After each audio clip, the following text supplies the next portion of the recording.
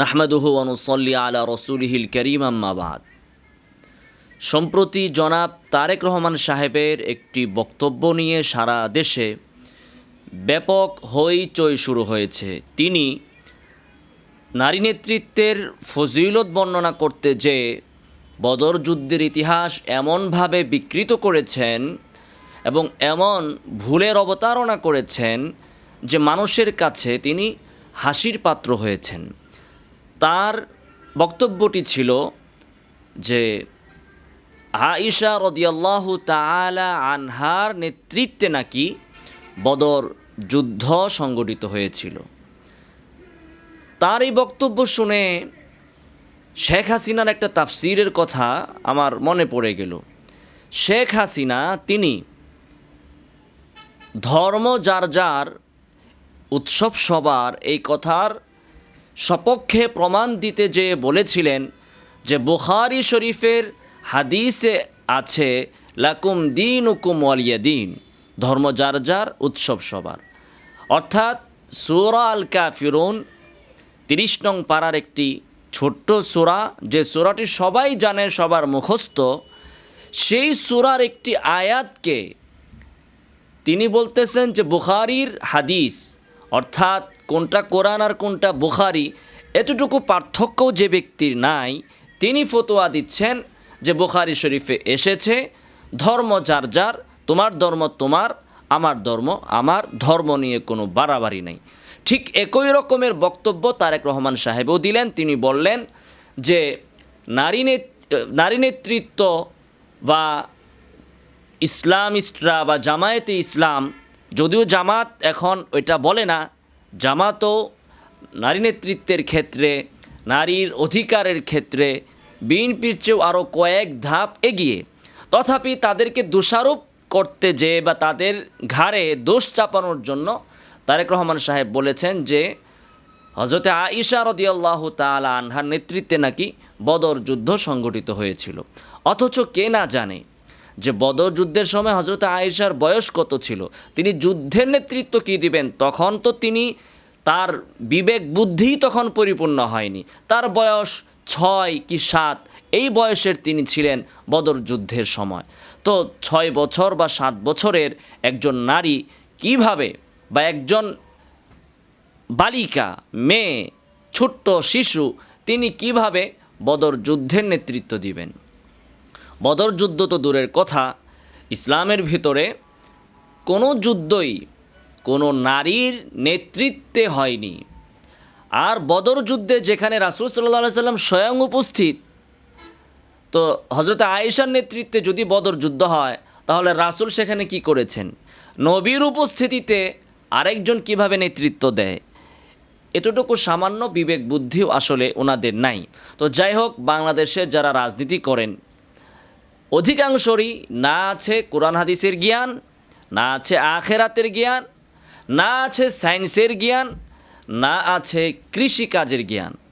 তাদের জ্ঞান শুধু একটা ক্ষেত্রেই আছে, সেটা হচ্ছে কিভাবে লুটপাট করা যাবে, কিভাবে ব্যাংক ডাকাতি করা যাবে, বিদেশে অর্থ পাচার করা যাবে, এই জ্ঞানই তাদের আছে। আর এই জ্ঞান যার যত বেশি বাংলাদেশে, সে তত বড় রাজনৈতিক নেতা।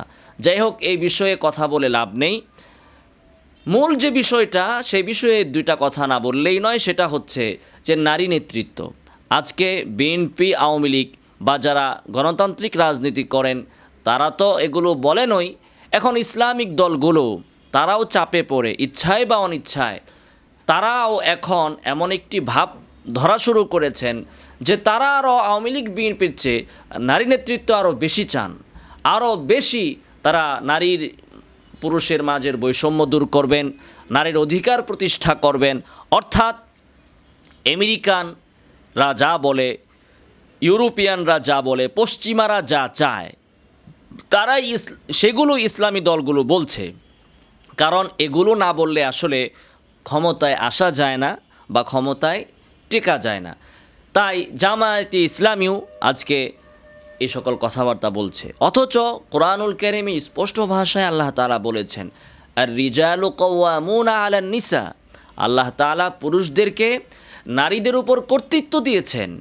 আর রিজালু কাওয়ামুনা আলান নিসা, পুরুষের হাতে আল্লাহ তাআলা কর্তৃত্ব দিয়েছেন।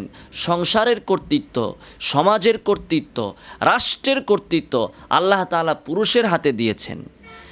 কাজেই রাজনীতি করতে যে তারা তো কোরআনকে অস্বীকার করে, হাদিসকে অস্বীকার করে, ইসলামের বিধানকেও তারা অস্বীকার করেছে। এখন ইসলামী দলগুলো একই পথে হাঁটছে। কোরআনে হাদিসে ইসলামী দৃষ্টিতে কোনো সুযোগ নাই যে নারী সে রাষ্ট্রের ক্ষমতায় বসবে, নারীর সে নেতৃত্ব দিবে, এর কোনো সুযোগ ইসলামে নারীর ক্ষেত্রে রাখা হয়নি, আল্লাহ তাআলা রাখেননি। এই না রাখাটা জামায়াত ইসলামীর আমির কর্তৃক নয়, বাংলাদেশের কোনো হুজুরদের পক্ষ থেকে নয়, এটা কোরআন এবং হাদিসে স্বয়ং আল্লাহ এবং তার রাসূলও এটা বলেছেন। দোষ যদি দিতে হয় তাহলে দোষ দিতে হবে আল্লাহকে, দোষ দিতে হবে আল্লাহর রাসূলকে, দোষ দিতে হবে কোরআন এবং হাদিসকে। হুজুরদের দোষ দিয়ে তো কোনো লাভ নাই, নাউজুবিল্লাহি মিন যালিক। কাজেই বাংলাদেশের যারা রাজনীতি করছেন তাদেরকে একটা কথায় মনে রাখতে হবে, আমেরিকানদের কথায়, পশ্চিমাদের কথায় আপনারা ইসলাম বিরোধী, কোরআন সুন্নাহ বিরোধী অবস্থান গ্রহণ করে নিজেদের আখিরাত তো ধ্বংস করছেনই, দুনিয়াও খুব বেশি অর্জন করতে পারবেন না। 5 বছর তারেক রহমান সাহেব ক্ষমতার স্বাদ ভোগ করেছেন, 17 বছর ব্রিটেনে, লন্ডনে চোরের মতো আত্মগোপনে পালিয়ে ছিলেন, অপমানের জিন্দেগি যাপন করেছেন।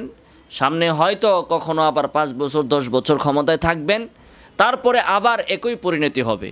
তাকে দেখেন শেখ হাসিনার দিকে, তারও একই দশা। শেখ মুজিবের দিকে তাকান, জিয়াউর রহমান সাহেবের দিকে তাকান, ক্ষমতার স্বাদ কিন্তু অল্প কিছুদিন, বেশি দিন কিন্তু ভোগ করা যায় না। যতই আমেরিকার দালালি করেন, ইসলামের বিরুদ্ধে অবস্থান নেন, বেশি দিন কিন্তু করা যাবে না। সর্বোপরি কথা হচ্ছে, আপনি নারী নেতৃত্ব প্রতিষ্ঠা করবেন, আপনি নারীদেরকে আমেরিকানদের ধাঁচে সাজাবেন, সাজান, সেক্ষেত্রে আবার ইসলামের রেফারেন্স কেন দেন? এক তো চুরি, তার উপর আবার সিনা জুরি, সেখানে এটাকে আবার হযরত আয়েশার ইতিহাস দিয়ে, বদর যুদ্ধের ইতিহাস বিকৃত করে কেন এটাকে আপনি প্রমাণিত করতে চান? এক তো আল্লাহ এবং তার রাসূলের বিরুদ্ধাচরণ করছেন, এটার পক্ষে আবার যুক্তিও দেখাতে চান আপনারা কোরআন এবং হাদিস থেকে। নাউজুবিল্লাহি মিন যালিক। যা করার করেন, ক্ষমতায় যাওয়ার জন্য যা ইচ্ছা যা খুশি করতে থাকেন, কিন্তু ইসলামকে বিকৃত করা কেন? ইসলামের দলিল কেন দিতে হয়? ইসলামের ধারেই তো আপনারা ধারেন না, ইসলামের ধার ধারেন না, তাহলে কি দরকার আছে ইসলামের দলিল দেওয়ার? আপনি দলিল দেন আমেরিকার প্রেসিডেন্টের, আব্রাহাম লিঙ্কনের, ইউরোপিয়ানদের, পশ্চিমাদের, তাদের দার্শনিকদের দলিল দেন যে তারা নারী নেতৃত্বের ক্ষেত্রে কি বলেছেন, কি চান তারা, সেটা আপনি বলতে পারেন। আপনার দৃষ্টিভঙ্গির সাথে তো ইসলামের কোনো সম্পর্ক নেই, কাজেই ইসলামের ইতিহাস বিকৃতি অন্তত কইরেন না।